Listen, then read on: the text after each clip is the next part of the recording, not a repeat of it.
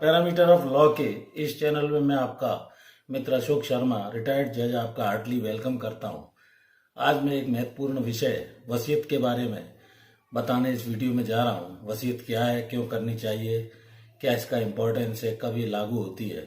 मित्रों, जैसा कि आप जानते हैं, वसीयत किसी भी व्यक्ति द्वारा अपनी संपत्ति कौन कौन से लोगों को उसे देनी है इस बारे में बनाया गया एक दस्तावेज होता है।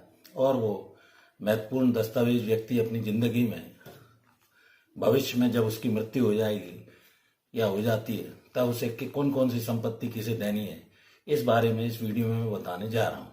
तो वो एक इम्पॉर्टेंट डॉक्यूमेंट है, इसे कहाँ रखना चाहिए, क्या इसका महत्व है, क्या रजिस्ट्रेशन जरूरी है, ये सारी बातें। वसीयत के बारे में आप कितना जानते हैं?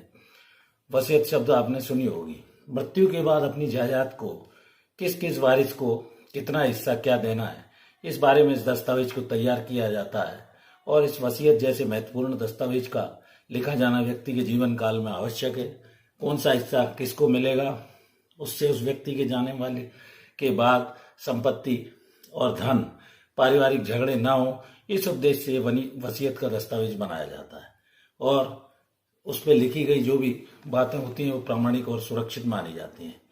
तो कैसी वसीयत होनी चाहिए, इसका पहला भाग क्या होना चाहिए। जिस व्यक्ति को आप अपनी संपत्ति दे रहे हैं उसका पहले भाग में उसका नाम, वसीयतकर्ता का, कौन वसीयत कर रहा है, परिवार के सभी सदस्य, किसे कौन कौन सी संपत्ति कितने हिस्से दिए जाने हैं, उस व्यक्ति का डिटेल, उत्तराधिकारी कौन रहेगा और वसीयतकर्ता से उसका क्या संबंध है, उसे कितने समय से वो जानते हैं, वसीयतकर्ता उस व्यक्ति को संपत्ति क्यों देना चाहता है, उसका कारण आदि का उल्लेख इसमें होना चाहिए।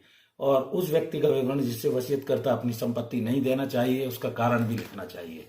इसके अलावा दूसरे भाग में वसीयतकर्ता इस भाग का उल्लेख करे कि उसने वसीयत को अच्छी तरह से पढ़ लिया है, सोच समझकर सही मानसिक स्थिति में वसीयत लिखी गई है, साउंड माइंड में था, वो बात को समझ रहा था और वहां हस्ताक्षर करेगा, फिर गवाहों के हस्ताक्षर कराएगा और वकील द्वारा ड्राफ्ट करा लेना ही ज्यादा बेहतर होता है।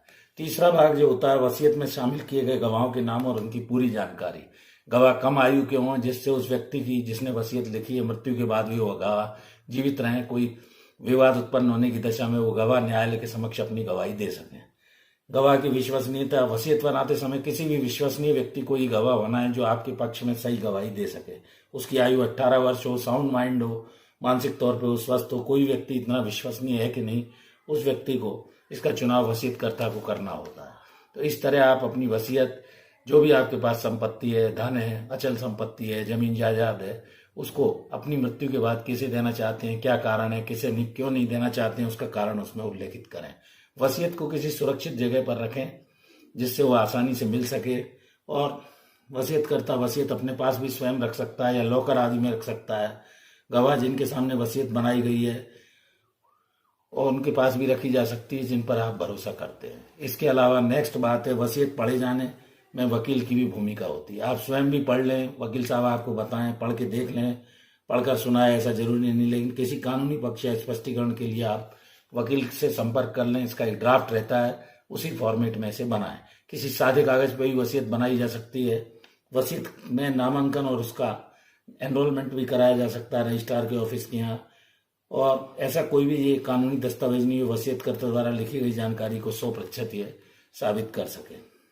कोई व्यक्ति वसीयत बनाता है, कौन सा हिस्सा किसे देना है, किसे संपत्ति दे रहा है, क्यों दे रहा है, नेचुरल लव एंड अफेक्शन है, अचल संपत्ति जमीन किसको क्यों दे रहा है, ये सारा विवरण वसीयत में स्पष्ट तौर पर आना चाहिए। और कानून की नज़र में इसकी वैधानिकता है, वैध होती है। इसके बाद ना तो कोई सवाल उस पर उठ सकता है, ना कोई दावा किया जा सकता है। फिर भी कुछ लोग चैलेंज कर देते हैं वसीयत को और उसके लिए न्यायालय में गवाही आदि दी जाती है। वसीयत करने की प्रक्रिया ऐसी है कि उसका रजिस्ट्रेशन अनिवार्य नहीं है, लेकिन 100 रुपए के स्टैम्प पेपर पर रजिस्ट्रेशन करा लेने से उसकी वैधानिकता बढ़ जाती है, रजिस्ट्रार के यहाँ होती है। आमतौर पर लोग कोरे कागज पे भी वसीयत लिखते हैं, उसके नीचे स्वयं के हस्ताक्षर, गवाहों के हस्ताक्षर। वसीयत में सारी जानकारी शामिल होने के बाद आप रजिस्ट्रेशन करा लें तो ज़्यादा अच्छा है। ऑनलाइन भी हो जाता है, गवाहों को आपको रजिस्ट्रार के ऑफिस में ले जाना होता है। और दस्तावेज के तौर पर वसीयतकर्ता और गवाहों की फोटो भी आजकल लगाई जाती है, पहचान पत्र, उसका आधार कार्ड वगैरह जो भी है। पंजीकरण के बाद ये वसीयत कानूनी प्रमाण माना जाता है। लेकिन भारतीय स्टैम्प एक्ट 1899 संशोधन के अनुसार कृषि संबंधी भूमि या व्यापार की वसीयत बनाने के लिए भी रजिस्ट्रेशन कराना अनिवार्य होता है। तो इस तरह मैंने वसीयत के बारे में आपको एक संक्षिप्त जानकारी, वसीयत बनाना क्यों जरूरी है, इस बारे में ये महत्वपूर्ण दस्तावेज है और इसे कहाँ रखना चाहिए, कहाँ पढ़ा जाए, कैसे गवाह रखे जाएं, इस बारे में मैंने इस वीडियो में संक्षेप में बताने का प्रयास किया। मैं आशा करता हूँ वसीयत की साधारण जानकारी आपको अच्छी लगी होगी। यदि वीडियो अच्छा लगा हो तो इसे लाइक करें, शेयर करें, अपने मित्रों दोस्तों को भेजें, परिचितों को भेजें। और इस वीडियो में यहीं तक, कल फिर मिलते हैं नए वीडियो के साथ। Thank you for watching this video. नमस्कार।